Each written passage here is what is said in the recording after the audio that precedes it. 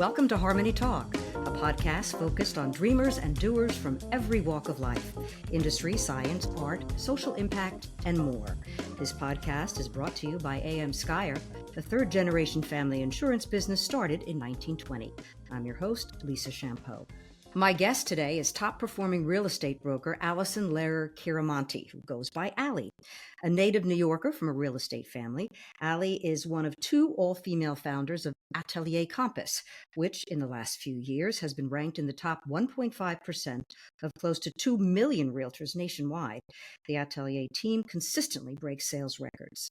Before joining Compass, Alli was ranked among the top 10 producing brokers at her previous firm, Warburg Realty, and took the company's number one spot in 2019. Prior to Warburg, Alli was a member of the investment properties team at CB Richard Ellis, where she played a role in over $10 billion in real estate transactions, including the sale of Stuyvesant Town in 2006 for $5.4 billion. It was the largest real estate sale in U.S. history at that time. Alli has also been a regular contributor to U.S. News and World Report on trends in her field, and long before real estate, she had a life in fashion. She traveled the world and bought women's clothing for such high-end stores as Barney's and Bloomingdale's. A graduate of the University of Pennsylvania and Columbia Business School, Alli is a mother of three and works hard, no doubt, to balance family life and work. Welcome, Alli. Thanks for taking the time to chat with us. Thank you for having me, Lisa. Alli, our show is about dreamers, and even though your family was in real estate, being a broker was not your first dream. When you were a little girl, what did you want to be when you grew up, and how did it evolve to where it is today? When I was a little girl, I wanted to play professional baseball for the Mets. Wow. So very far off from my current role, but it was certainly a dream. I don't think they accept girls yet. No, that dream probably still can't come true, and my baseball skills are not that strong, so that seems unlikely at this point in time. But yes, being a real estate broker was not on my initial radar, and even my career in fashion, which I think perhaps is a little closer to what certain little girls dream of, was not something that I grew up wanting, was sort of something that became a dream more in college and later. So eventually you found your way, though, into real estate, into your family business, so to speak. Yes, even though I will say that being a broker was very much not, my dad was a real estate lawyer and my mom did work in real estate, but more on the property management side. And when I was graduating from college at Penn, I maybe toyed with the idea of, like being a broker. And that was very much not what my parents thought would be a good career choice. And I think being an agent has really changed sort of in the 20 years since I graduated from college. I believe it. What did you major in college? Communications, and I minored in art history. So it was a very liberal arts education. I didn't know what I wanted to do when I graduated. I joined a training program right out of college in commercial real estate, and I frankly did not like it. I spent 2 years there. I was in the program, sort of got plucked out of the program into the investment properties group at CB Richard Ellis, which is a great group and frankly would have been an amazing career, but I was just sort of not mature enough at that time to truly appreciate it. And so I didn't appreciate what I was a part of or what I was learning there. I think I was just, a little too young and sort of didn't have the foresight to see where that could have gone. But I basically ran back to business school. I was like, oh no, let's go back to school. This isn't for me. And then while I was at business school, I had the chance to sort of pivot away from real estate and pursue fashion, which was sort of a true passion of mine at the time. And we're going to get to how fashion plays a part in what you do now, but let's talk more about your journey. Okay, so how did you get into brokerage work? So after business school, I had a full sort of career life in fashion, working my way up in management training programs, from being a junior buyer to a planner to a senior buyer, finally ending up in women's designer ready-to-wear, which was where I wanted to be. And after doing that, as I began to get a little older, I started trying to think about what my career might look like down the road. And frankly, at that time, I didn't see that many roles in fashion that felt like I could make them happen and perhaps have a family and a life and not be on the road at the time. So when I got pregnant with my first son, I took a little bit of a pause, 2 months, 3 months to just sort of think about it. And I learned two things about myself during that time. I learned that one, when I don't do anything, I get very anxious and sort of feel lost. So that was number one. And I know that for a lot of people, motherhood alone, which is a major job, sort of will prevent that. Absolutely. But for me, I had so long been in fashion and had a job that people were very interested in that not having that part of my identity was very hard for me. Um, but I knew that I needed to think and find a role that would fit better with the life I wanted to have. And I wasn't really sure what that looked like yet. And at that point in time, I was thinking, I was in the process of sort of buying one apartment and selling one apartment. And I was working with my broker, who were a mother-daughter team who I have a ton of respect for. And the mother said, I think that you have a lot of skills that might make you a really good real estate agent. Have you ever thought about that? And I actually had a real estate license from when I worked in commercial real estate that I'd just sort of been keeping warm. And when she first said it the first time, kind of let it blow off. But then as I started really thinking about it and realizing the more and more time I spent sort of looking for apartments and also working with them and seeing what they were doing to sell mine, that, hey, she might be right. And that the career I saw her having down the road and the longevity and the flexibility and the sort of no cap to how much potential you could have was very appealing. And I was considering a few other opportunities at the time, like consulting in fashion. And I kind of took a risk and said, okay, why don't I go work with you guys for free? And I basically was their intern for a few months. And then after a few months, they said, oh, you're pretty good. You can come on. You can kind of be a very junior member of the team. And that's how I started. And frankly, I think for the first 2 years, my husband thought I was completely crazy. I was working for basically nothing, far less than I had made in fashion, which fashion careers aren't known for their for being as lucrative as other industries either. And it was rough. You had to start over. I felt very not sure of myself. And it's been a very, very long journey, but slowly 10 years later from that point, I use my son's birthday as kind of a barometer of how long I've been doing residential real estate. Things are very different. And it's just been a really amazing journey that I could not have predicted. Would it be fair to say that you did finally embrace it and that you love what you do? Yes, I think I do love what I do. Not every day and every moment, but generally, yes, Absolutely. I do. Understood. I do love what I do. Well, you were snapped up, as the industry says, by Compass in 2021 from another prestigious firm. Compass is a technology-driven brokerage that emphasizes data and technology to support their agents and clients. Tell us about why you went to Compass and the team you formed there with Tanya.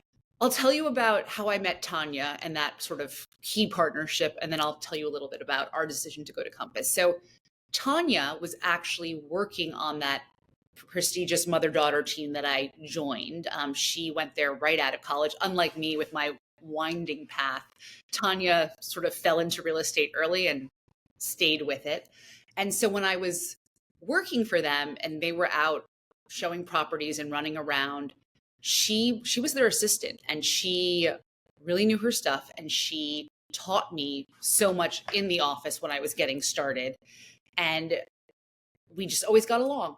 And we kind of joked in the office, oh, it might be fun one day for us to work together. And I really never thought much about it. We didn't know each other before. She's a little younger than me. And when I decided that it was time for me to leave Brown Harris and leave the team, I went to Warburg for various reasons. It was a great boutique firm.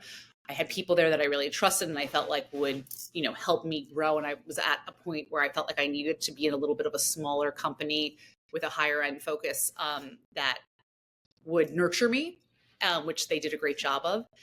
And I left. And after a year or two at Warburg, Tanya's sort of business was coming into her own at Brown Harris, and she was looking to branch off and start her own thing and trying to figure out where to do that. And she called me and was like, how do you like Warburg. And I said, oh, I love it.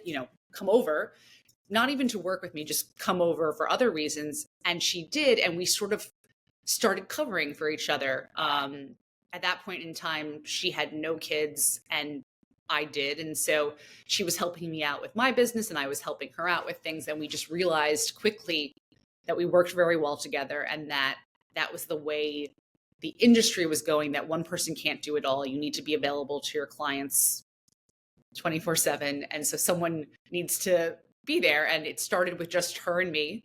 And the business started growing quickly when that happened. And then we hired Sarah, who's still with us as sort of an assistant, and she's grown into a bigger role also. So it was a very organic start. And we quickly at Warburg started becoming top 10 producers individually, not even as a formal team. We were just sort of, it was this informal partnership. And after a few years of sort of being in that top 5, including being number 1, and we were very happy. We weren't going to go anywhere. And at that point in time, Warburg got bought by Coldwell Banker, and they were merging. And we were very concerned that the sort of company that we loved was going to change. Going from a smaller company to a big company is always a transition. At that point in time, I don't think Coldwell had the name recognition in Manhattan that we were looking for. And it was sort of a very key moment for our business and our team. And we didn't want to waste those years in a bigger company that was in flux. Sure. And so the question then became, where do we go? Where do we go? And, let's choose where we would go if we were choosing, not just accept sort of what was coming in and buying the company we worked for. And a lot of the really fantastic leadership at Warburg were who we owe a lot to, were sort of more towards the end of their career. And so we didn't know, what it would look like in 2 to 3 years out from there. So we took a big leap, and we interviewed with Corcoran and Sotheby's and all the firms, Douglas Elliman, top firms. And we decided that Compass felt like a fit for various reasons. Being a business school grad, I don't always think of myself as an entrepreneur, but I really loved sort of how they position agents as entrepreneurs. And selfishly, their uptown office was very close to my house. And a large chunk of our business is uptown. So I think having that office not be in Midtown, but be truly on the heart of the Upper East Side, easy access to the Upper West, felt convenient.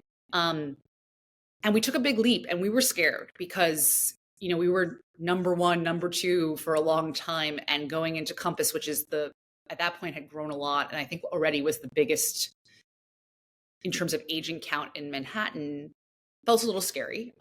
It felt like we were going to go from being very big fish in a small pond to sort of who knew what size fish in a very large pond, but certainly not the top of their tier. And one of the sort of Compass, I'm not even sure what his title is now, but president business development was like, I promise you, if you come here, you're going to double your business in 2 years. And we frankly thought that was BS. But he was right. And since we've come to Compass, we came over. A few colleagues from Warburg sort of came over in the next sort of 6 months surrounding it. So the team grew a little bit.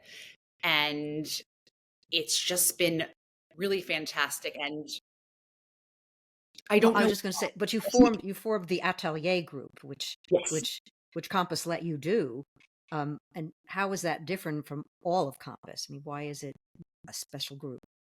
So Compass really encourages you, while everybody's Compass, and I think unlike a lot of other agencies that encourage sort of competition within their agents and rank their agents within offices and all these sort of false accolades, Compass wants everyone to be Compass, but also wants and gives you the freedom to really build your brand and your sort of niche. And they recognized, and one of the things that sort of made us say like, oh, we should come here, is they felt that we had a little bit of a different identity and that there was a space in the Upper East Side market for a slightly younger,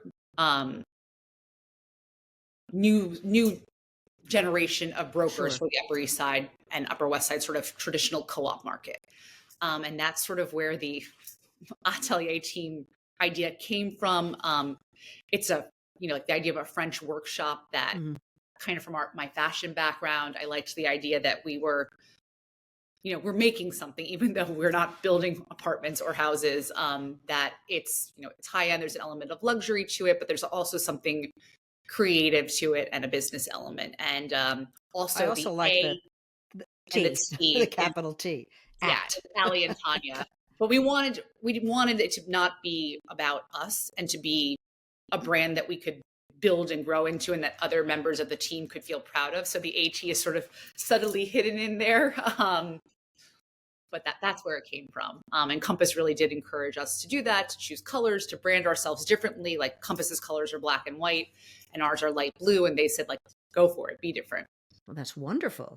Wonderful. So tell us about some of the properties that you represent. Are you in all of Manhattan, not just the Upper East Side? And what about the other boroughs? And I don't know if you go out to the Hamptons or Westchester, and go ahead and wow us. I want you to wow us with these huge deals that you make. So we do all of Manhattan for sure. We definitely are very strong on the Upper East and West Side, but we have a big downtown business. We help a lot of people move from downtown to uptown, which results in a lot of downtown sales. And also when people sort of are done uptown, sometimes they move back downtown. So really all of Manhattan, but the Upper East Side and Upper West Side are sort of the core of our business. And then we do parts of Brooklyn. We have a great agent on our team who does Brooklyn for us. Brooklyn is not my strong suit, and I don't pretend that it is. And then we haven't broken out into other markets yet.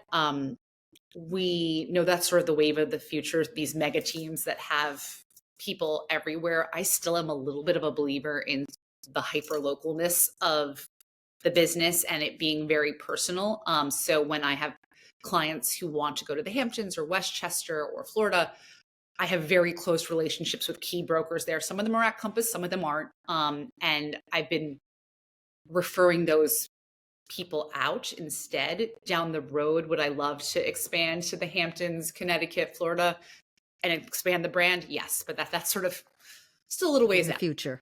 Yeah. How do you choose your clients? Do they get referred to you? Do you find them somehow, or how do they come to you?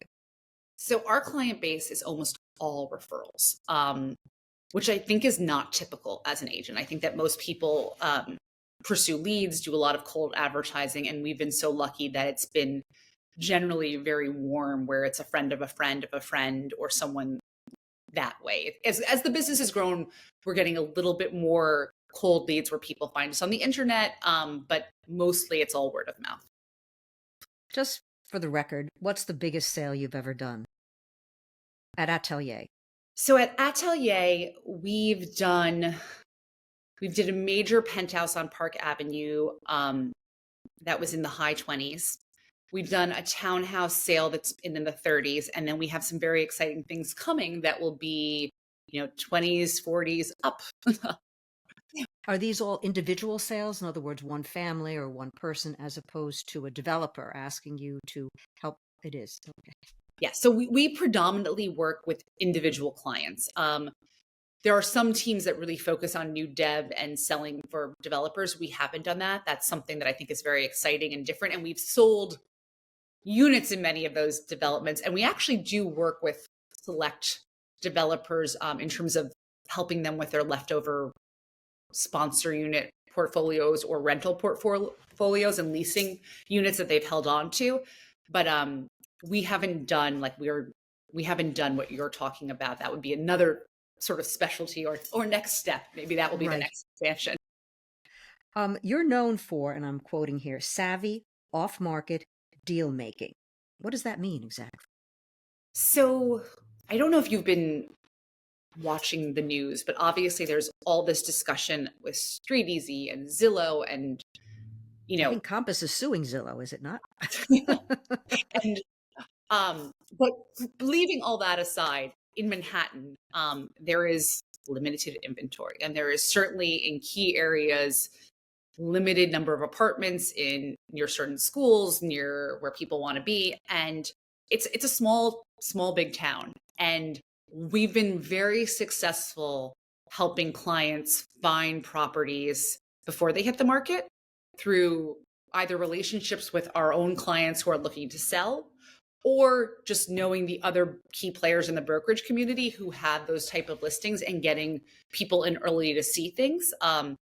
You can imagine if you're selling your home, there's a gazillion reasons why you might not want it publicly listed, why you might not want strangers coming into your home. Some of our clients are very high profile people. And so for them, privacy and understanding every person who walks in the door is very important. Also, a lot of the inventory in Manhattan is co-ops. And so not everyone can purchase in a co-op. You can't purchase in an LLC. You can't purchase in a trust. Some of them restrict usage to primary residence.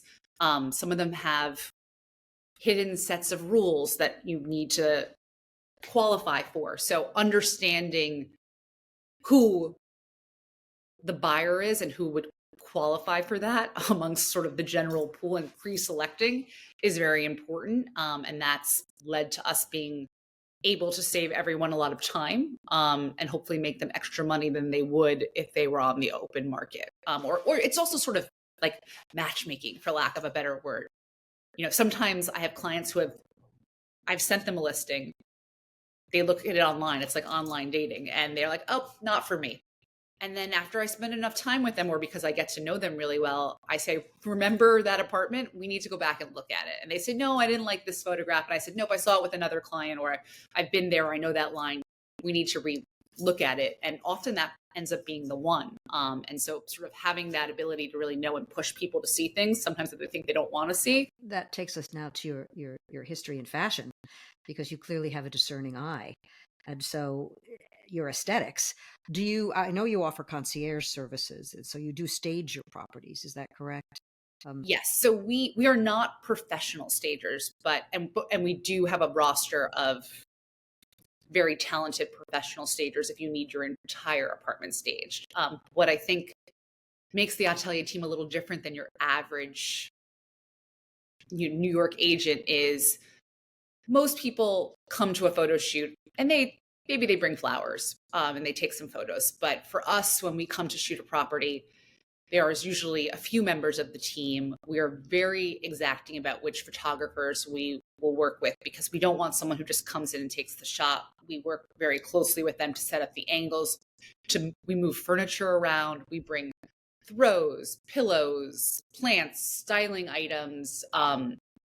We really take it very seriously and make sure that the digital image that you see, that dating profile app online, for lack of a better word, is as good as it can be while being realistic, but as good as it can be. And we also think about virtual staging very differently than a lot of agents, I think. Are you familiar what virtual staging is?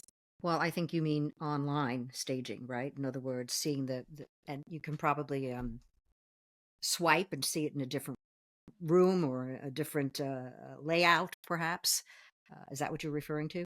Exactly. So if an apartment is empty, or if an apartment has very particular furniture, whatever it is, a lot of times you'll see a little thing at the bottom that says virtually staged. And what most people do is they use that for just putting in furniture, or totally showing like a unrenovated property, what it would look like renovated. And can they put their dog in it? You can do that. Or sometimes we've had to use virtual staging to take people's dogs out of the image. True. I interviewed an LA realtor a while back on this program, and his history had been in Hollywood productions. So he brought that to his properties. For example, he brings clients to properties in limousines, and he burns sage to clean the energy out of the house and prepare it for a new owner. Do you have any of those kinds of strategies?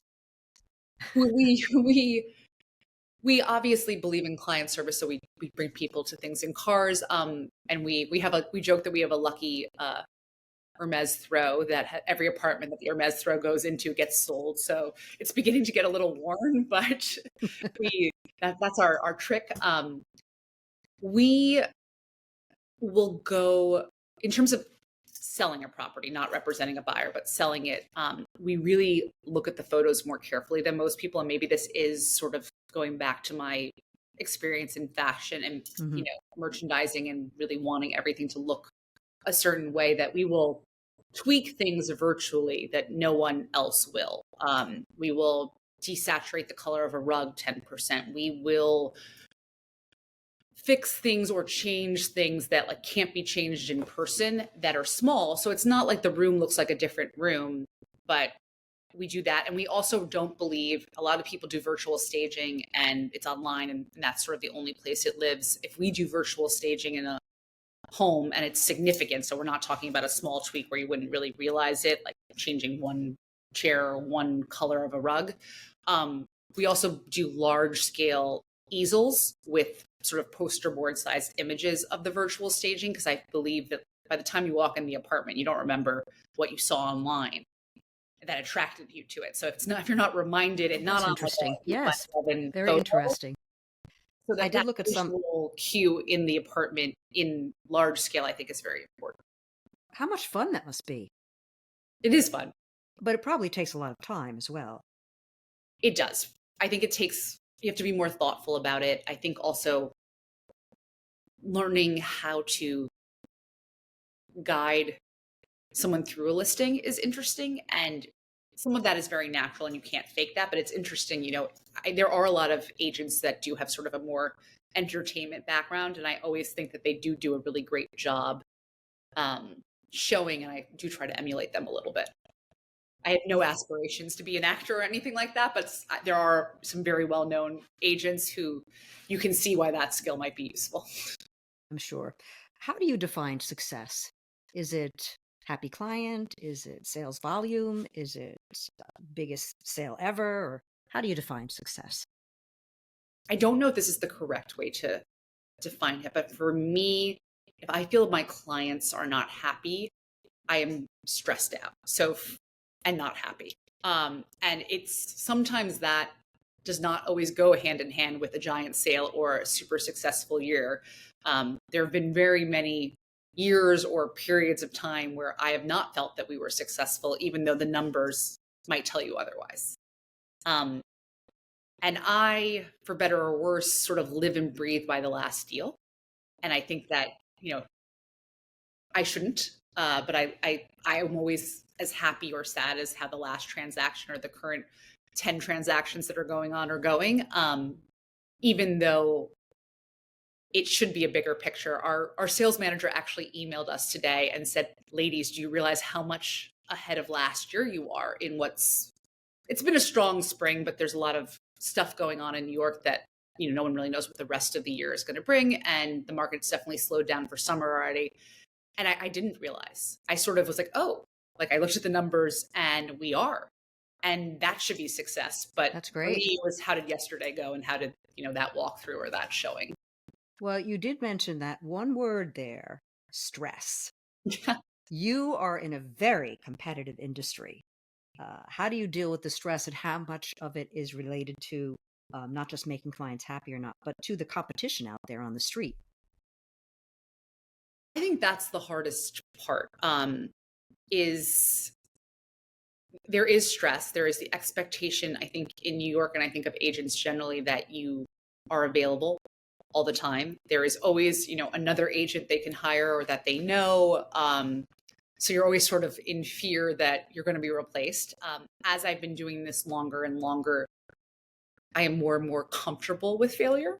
I wouldn't say I like it or I embrace it, but I've now, I would have never in the first few years said like, I don't think this client is a fit for me, or you know what, I know we can't sell this apartment, so let's not set ourselves up for disaster. And I'm beginning to be better about that. And I think that's actually a big sign of professional development and success for me, is being able to say, no, I don't need that deal, or no, I don't need you as a client at the moment.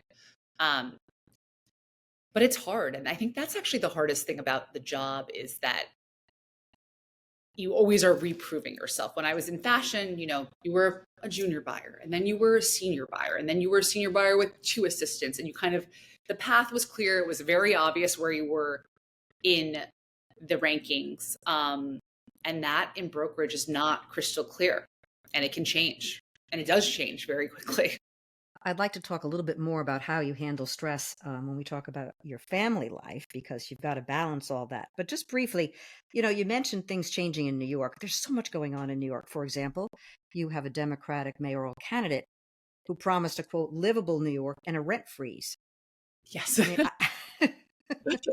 how do realtors work with the political landscape?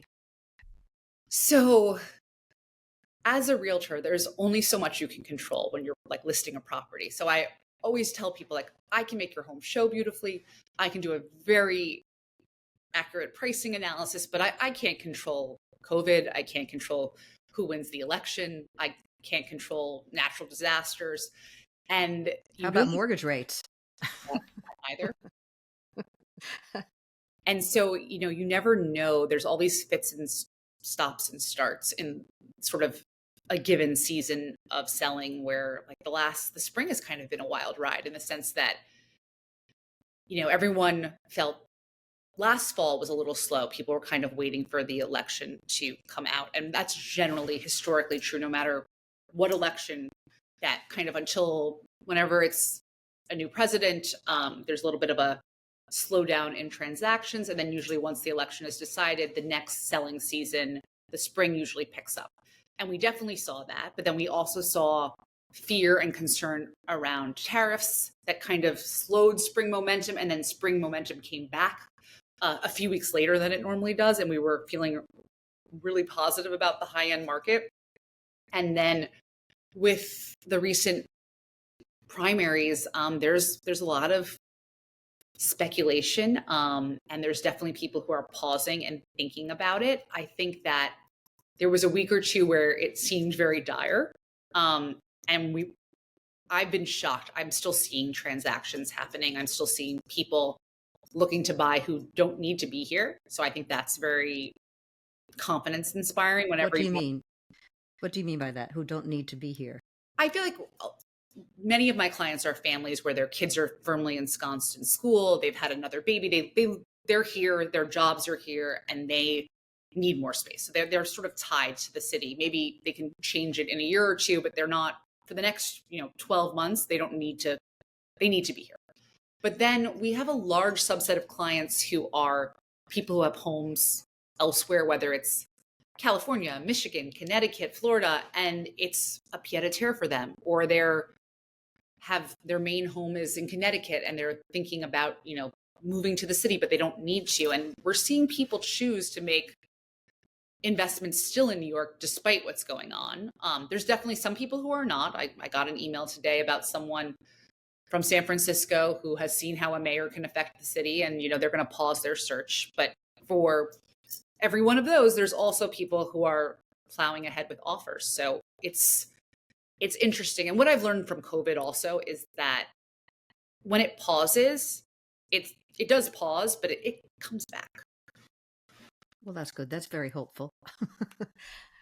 Yeah, but I know that nationally, I mean, the trend, I think, with the mortgage rates hovering around 7%, that the national trend has been a little slow, but it sounds like New York is not following that trend, which it often does not. No, and I feel like except for maybe right after COVID, have never experienced like a super strong New York market in my career. So I think I have a little bit of a lower expectation, but I think that sometimes that's good. Like if you learn how to do something when it's tough, you're less stressed out and less depressed when, transactions aren't as easy and there aren't as many of them. Well, you also talked there about people who need to be in New York, and I suspect that's you. I mean, you had a couple of places yourself, have you not? I think you renovated a co-op, you lived in different parts of Manhattan, and you have a family. You have 3 children, I believe. Are they all under the age of 14? Yes, they are. They're all actually all the age of 11. Oh my goodness. Very busy children, I'm sure, too. They probably have, their baseball games or their music lessons. And so tell us about how you balance family. Do you balance family life? Or how you balance it? I don't think I balance it. I think I vacillate between, and I think my husband would tell you not gracefully. I don't balance it gracefully. I try to take every day in stride. And the great thing about this job and the horrible thing is that you can kind of flex when you work. Not always, because you obviously have showings, but I try to show up for the kids when it's important, and my job allows me to do that in a way that my husband's more traditional job does not. Um, I have a lot of family support, which helps, in-laws and grandparents who live nearby, and do help a lot, so I think that that's been very lucky for me. I don't know if I could do it without the fact that my mother and father-in-law pick the kids up from school on Fridays or do, take them when I have to run to showings on Sunday. So that's been helpful. And then one of the things that I love about being a realtor, and I think is why I enjoy it, is that there is this connection between my professional life and my personal life where they overlap, in a lovely way most of the time. And I think that was missing for me in fashion. And I think that allows me to do a little bit of both and be present for my kids, but also not totally neglect work in a nice way. But also I think there's seasons. So when I started, I feel like I was very focused on work and less so on my kids. And now my kids are a little bit in a phase where they need a little bit more of me. They're a little older. And that's been sort of timed wonderfully with my business partner not having kids until very recently. So she was really able to take, the super late night Fill in. showings or some of that off. And then I think that you learn sort of to be efficient. But I'm still working on it. I think putting the phone down is something we all probably could. Well, not only the phone down for your job, but I can also see you calling your father-in-law or your mother-in-law and saying, "Hey, Sunday at 2, I have a showing. Can you come over?" And so there's a lot going on. Let's go back to the stress thing. Do you do anything else to to relieve the stress, such as yoga or something like that, or if you have time for it? I play tennis once a week. It's the only way you can get me to do cardio besides walking is tennis. I won't run, but I will play tennis. So I play tennis with um, three other women. I've been playing with them since COVID, and I think that smacking the ball and also running is a great stress reliever. I do Pilates, which I actually find very relaxing. Not the high stress intense, but like more the classical Pilates. For stress release, I love getting a massage. And I find that, socializing with friends and walking around the city is a nice stress relief. And I love sleeping. Yeah, So I when try to. you can. So when you walk around the city, do you kind of find yourself looking at high rises and co-ops and brownstones and saying, "I'd like to sell that," or "I'd like to buy that," or do you, I mean, there are trendy areas. We all know that in New York City, and they change all the time, like Soho today or Upper East Side tomorrow. What are the trends now? So I think that actually the Upper East Side is trending. Um, we're seeing there's, I joke that the area around where I live in the 70s has become very hip in terms of its restaurants. Like there's all of a sudden all these new cool restaurants that people are asking me about that are literally around the corner for me, where I felt like before we were constantly going downtown. Now I Hmm. feel like between sort of a whole crop of new restaurants and some private clubs opening up uptown, like uptown is cool. And that changes the prices too. Yes. I think the reason it became trendy again, to some extent, was that people found the value here compared to perhaps the West Village or so. Hmm. But that's probably going to change. It's probably going to flip the other way again, Yes, I feel as like, often happens. I and mean, I know I couldn't afford Soho today. I lived there back in the 80s, and I could not afford it today. I know that. and I think that it changes, and I feel like certain areas that I had a few clients buying that they thought were going to be the next hot areas have not grown the same way. So it is a little bit of luck, but I do kind of always wonder where the next area is, or like the areas expand where like, prime Upper East Side now is wider than it was however many years ago in terms of where people want to live and how far north and how far east people are willing to go. Let's talk a little bit about what you might say advice to give to somebody starting out in your field, particularly a woman. I think that the first 3 years are very hard. I don't know what the stats are, but there's some massive failure rate for early agents.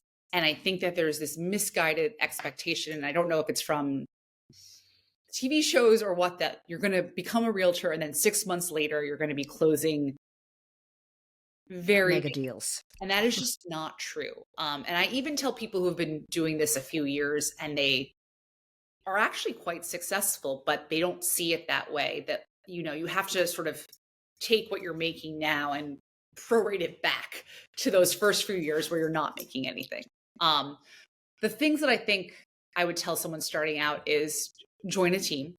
I think that even though a lot of people think they can do it on their own or think they have connections, that learning from people and seeing how other people handle transactions, seeing other things go through is key.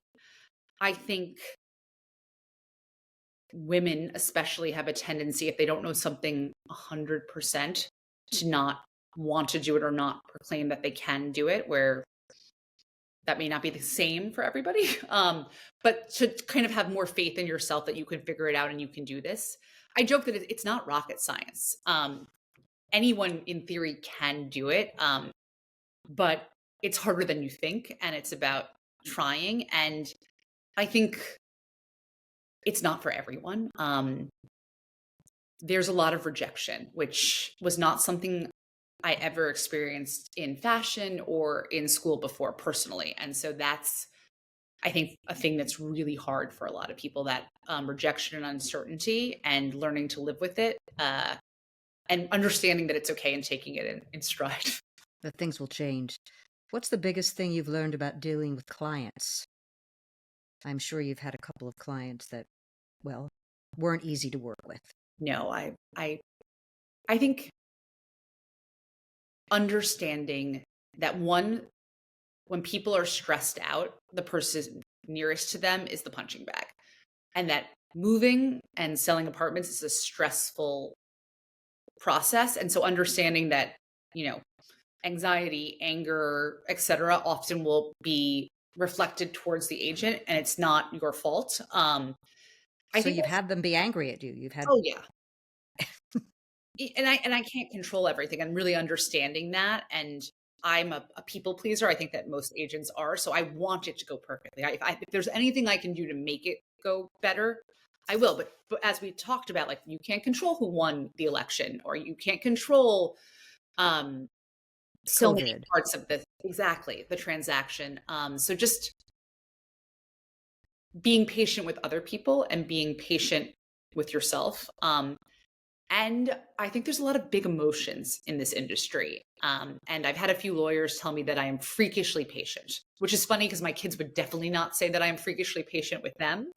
But I find that getting heated, being a jerk, very rarely gets me where I want to be. But at the same time, you can't be a doormat. So riding the two is sort of a constant wave. But I find that generally erring on the side of being kind, patient, and keeping your cool at all times is very important. What's the most satisfying deal you've ever made? I think the most satisfying ones, and there have been a few individual people that I'm thinking about, is when you help someone find something that they never thought they were going to find in their price point.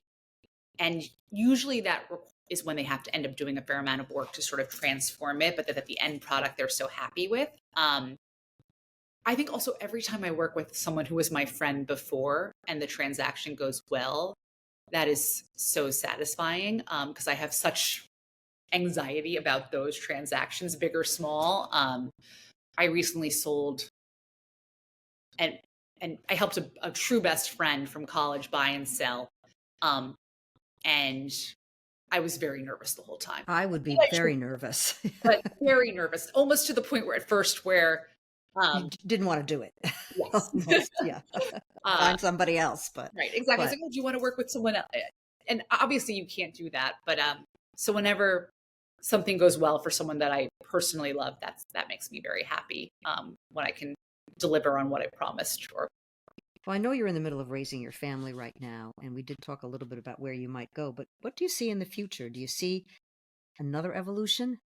I definitely think the wave of the future will be that the team will grow. I don't know if that means headcount here in New York. I don't know if, to your point, I do think teams are becoming more regional and having more locations. So maybe that does mean Florida, the Hamptons, Connecticut, California.